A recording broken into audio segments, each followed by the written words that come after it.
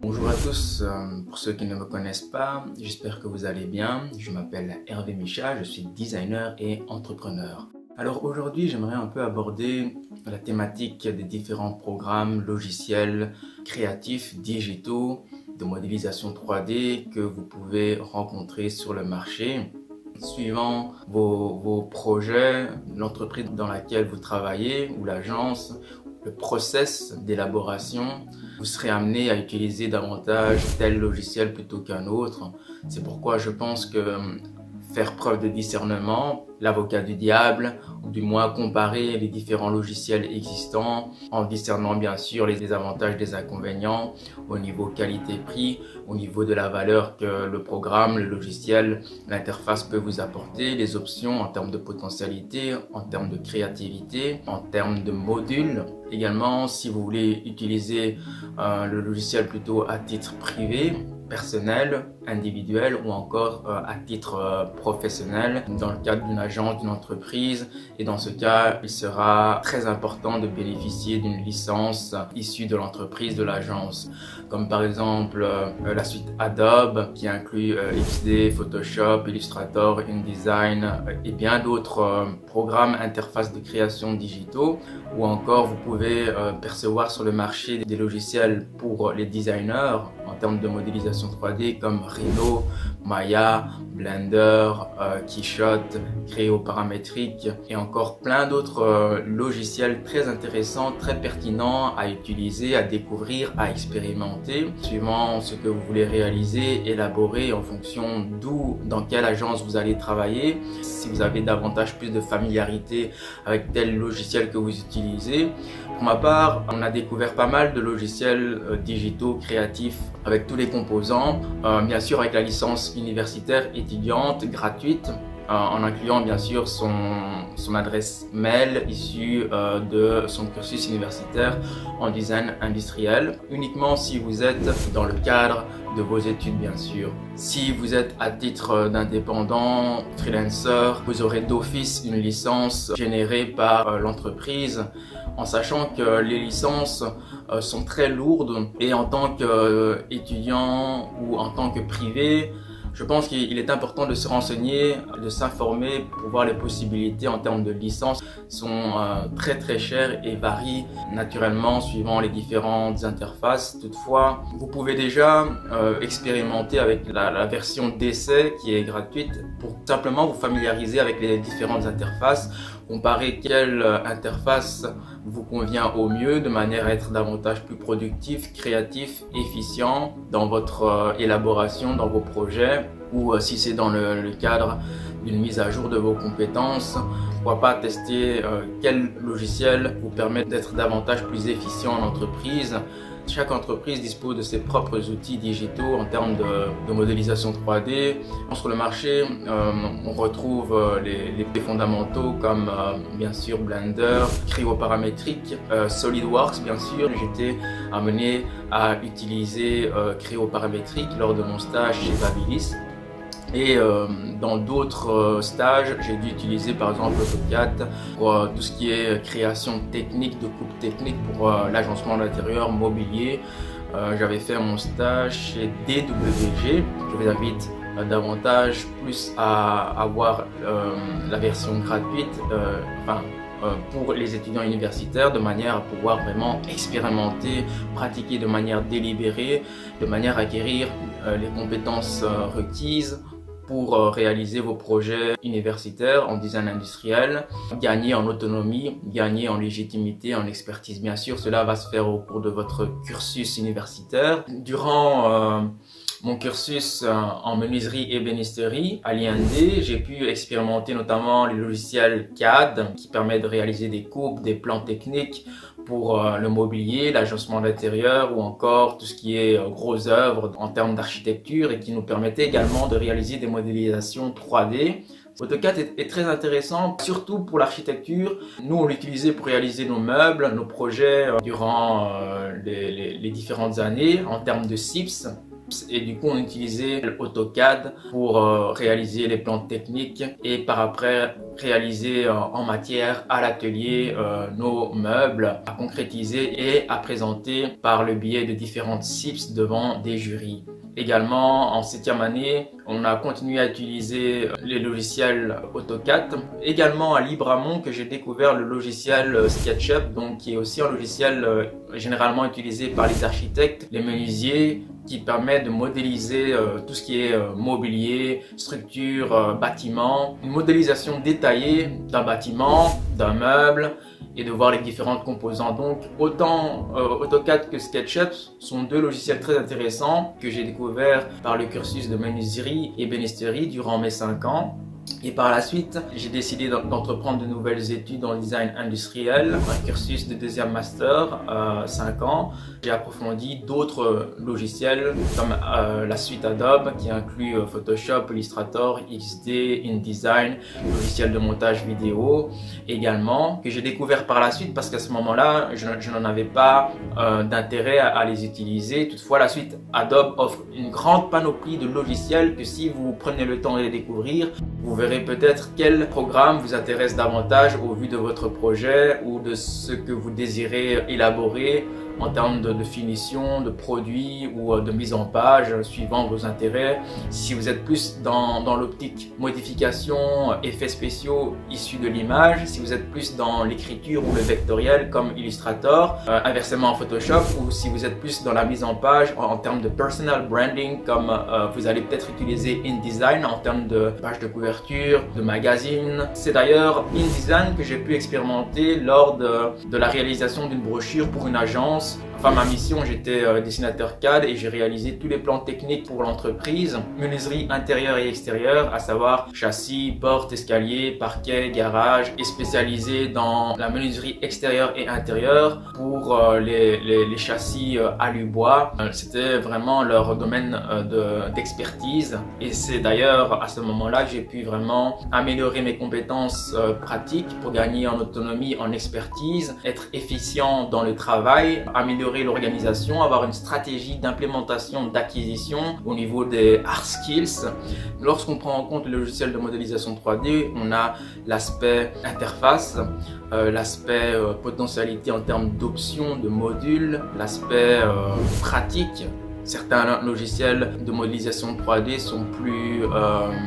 complexes, d'autres sont plus intuitifs. Pour ma part, je suis plus dans des logiciels intuitifs qui me permettent d'acquérir rapidement des compétences ou de découvrir, explorer moi-même en faisant des erreurs, des tests, en expérimentant l'interface, les options et c'est comme ça que chaque fois j'apprends davantage de plus en plus un module supplémentaire, une option supplémentaire et que je forge ainsi mon autonomie par la pratique délibérée, continue. Encore une fois, il est important de ne jamais casser la chaîne d'évolution, de construction. Lorsque vous pratiquez,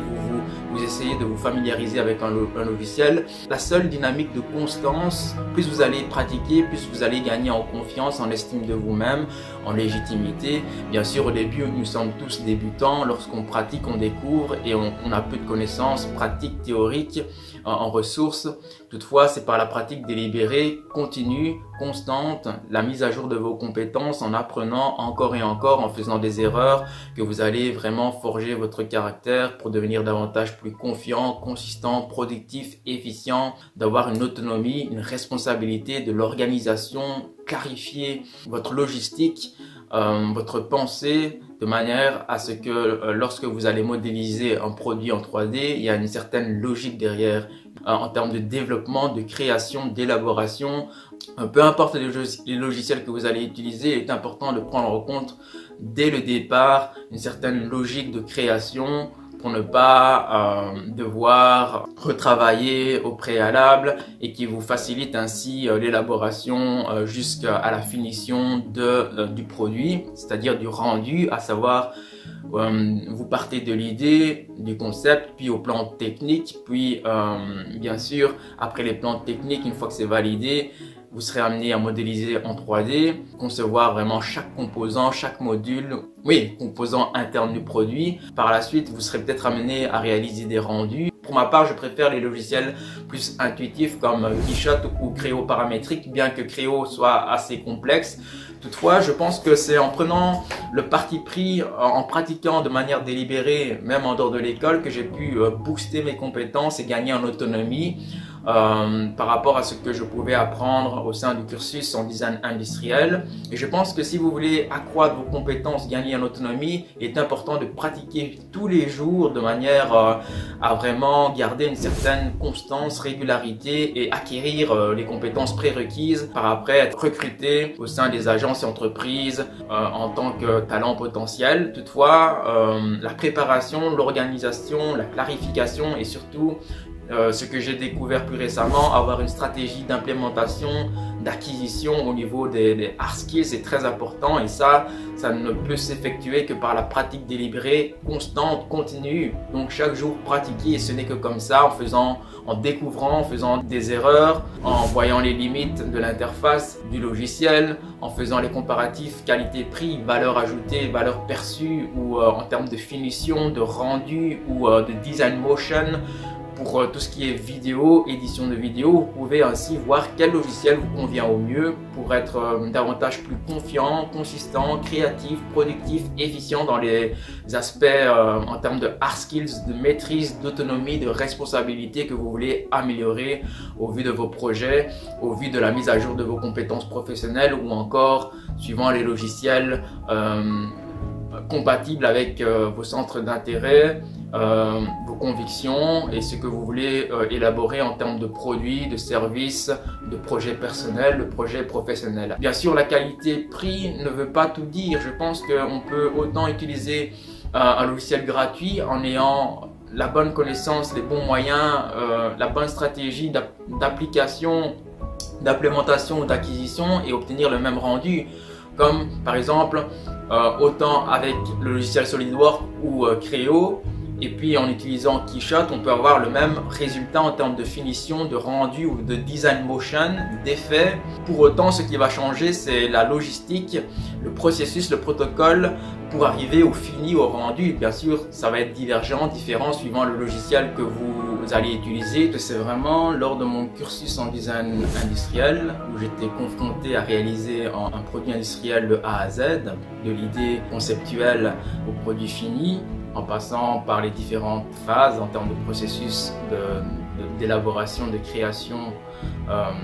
passant par les différentes phases d'idéation, de modélisation 3D, puis le passage de prototypage, création à l'atelier,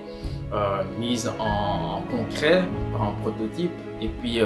par après la défense qui se suit d'une défense devant des jurys, de manière à témoigner, de manière à pouvoir argumenter de manière délibérée en y apportant la valeur, les avantages du produit industriel, et s'exprimer sur tout le processus, le protocole qui nous a amené à défendre tel produit industriel. Mon cursus en design industriel a été vraiment un vecteur de prise de conscience au niveau du design thinking, mais également du processus, du protocole pour élaborer un produit de A à Z en prenant compte des différentes ressources, des moyens. Lorsque j'ai découvert la stratégie d'implémentation d'acquisition et d'autres stratégies d'organisation, de clarification de sa pensée, concevoir à quel point la valeur ajoutée, la valeur perçue au travers d'un produit créé, un produit ou un service au sein d'une agence au vu de clients potentiels, utilisateurs, était très important, prépondérant, et tout cela passe par un processus, un protocole, des connaissances à acquérir, à apprendre, des compétences personnelles et professionnelles. C'est essentiellement par ce processus où j'ai pu expérimenter nombreux logiciels de modélisation 3D qui m'a permis de booster en termes d'enrichissement, le fait de pouvoir comparer les différents logiciels autant dans la modélisation 3D que le montage vidéo, et qui m'a permis ainsi d'avoir un aperçu de quel logiciel me convenait davantage pour ce que je voulais réaliser. Si certaines personnes, certains camarades utilisaient davantage SolidWorks par exemple en termes de modélisation 3D ou de rendu. Pour ma part, moi j'étais plus axé sur Creo paramétrique et le logiciel Keyshot en termes de rendu. Très complexe par rapport à d'autres logiciels de modélisation 3D. Toutefois, cela me permettait de réaliser tout ce que je voulais faire en prenant le temps de manière délibérée, à savoir pratiquer 1% chaque jour pour améliorer mes compétences, mon autonomie et gagner en responsabilité et en légitimité. Cela me permettait d'acquérir les compétences nécessaires pour pouvoir avoir une opinion assez, je vais dire, assez pointue au niveau de la maîtrise, de la pratique des interfaces et voir un peu les avantages concrets et les options que le logiciel pouvait m'apporter en termes de valeur ajoutée. C'est pourquoi moi je me suis plutôt essentiellement axé sur Creo paramétrique et Keyshot en termes de rendu, de design motion et en termes d'édition de vidéo, parce que cela me permettait notamment pour les vues explosées, exploded view comme on dit en anglais, ou encore en termes de rendu, de finition, cela était très concluant pour ce que je voulais faire. Et encore maintenant j'utilise Creo paramétrique, Keyshot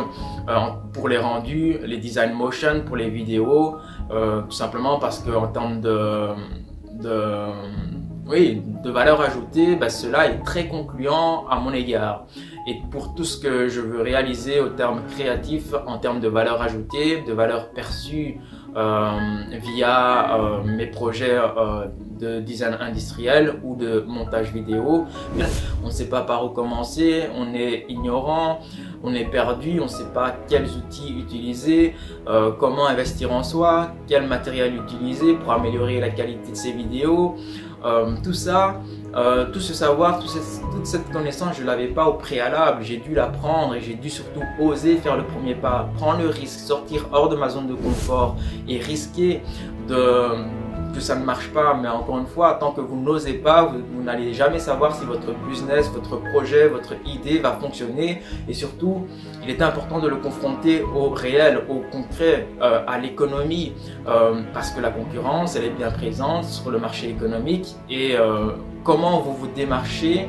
de la concurrence, comment vous investissez en vous pour vous démarquer des talents potentiels, pour accroître votre valeur économique, votre valeur au vu d'être recruté par les agences entreprises potentielles et au vu de bénéficier davantage d'un